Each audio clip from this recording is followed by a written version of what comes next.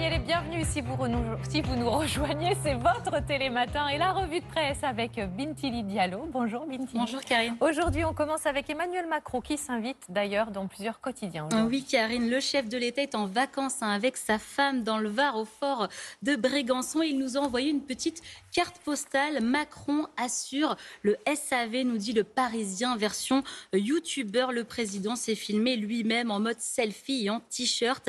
Il a posté sa vidéo sur Instagram et TikTok. Objectif, convaincre les 18-30 ans d'aller se faire vacciner. Une contre-offensive, nous dit le Parisien, après les manifestations anti-pass sanitaire du week-end dernier. La com des présidents ne prend pas de vacances, nous dit l'Humanité, qui ironise sur cette vidéo avec un président, je cite, plus près des codes des influenceurs que de ceux d'un chef d'État. Dans son édito, Sébastien Crépel estime que cette vidéo aura peu d'impact sur les anti-vax. L'Humanité revient aussi sur la communication estivale des prédécesseurs d'Emmanuel Macron. L'article est passionnant. On parle beaucoup des anti-vaccins, mais il y a aussi les personnes qui ne peuvent pas se faire vacciner. Oui, et Libération leur donne la parole ce matin dans cette double page intitulée « L'impasse sanitaire ». On n'a pas le chiffre exact, Karine, mais des centaines de Français se retrouvent dans une zone grise. Ils ne peuvent pas se faire vacciner pour raisons médicales et en même temps, ils ne rentrent pas dans les exceptions listées par le gouvernement.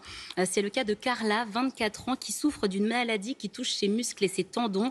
Si elle reçoit le vaccin, elle risque une poussée inflammatoire et perdrait de la mobilité. Voilà, cette jeune femme se dit discriminée, plus isolée que jamais, sans passe sanitaire. Elle ne peut même plus aller au cinéma, rare loisir quand on a une maladie handicapante physiquement. On part maintenant sous la terre à 30 mètres de profondeur. Oui, je vous emmène dans les catacombes de Paris, cet immense réseau de galeries encore plus populaire depuis quelques semaines avec la série Lupin avec Omar Sy. Le Figaro nous propose une superbe série d'été. Le Quotidien nous emmène chaque nuit dans un lieu de culture apprécié par les touristes.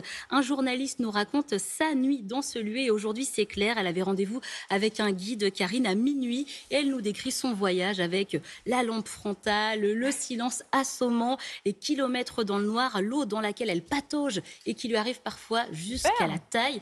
Et la journaliste nous raconte aussi qu'elle fait des rencontres et oui, avec son guide, elle tombe sur un groupe de cataphiles, des habitués des catacombes.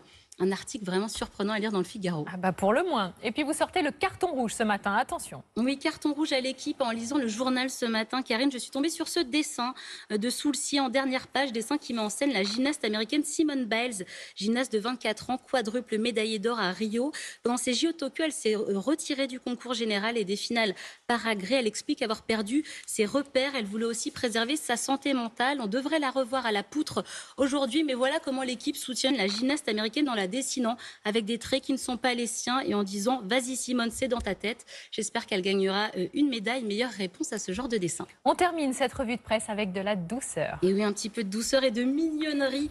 Karine, regardez la une du Berry républicain, carnet rose à Beauval. On le sait, la femelle panda du zoo du Loir-et-Cher a donné naissance à 2 femelles. C'est aussi en une du Parisien. Le Quotidien nous propose une magnifique double page très complète. On nous raconte minute par minute la naissance des bébés, les couvertures rose et bleu prévues par les vétérinaires. Bon, je pensais que le rose et bleu c'était fini en 2021 personnellement. Eh ben non, pas pour les pandas. Eh bien non, pas pour les pandas. On a aussi le kilo de miel en récompense pour la maman, le stress des équipes, car dans la nature, la maman panda rejette l'un de ses petits. Je finis avec cette belle info, le surnom donné aux soignants à ces petits pandas, petite neige et fleurs de coton.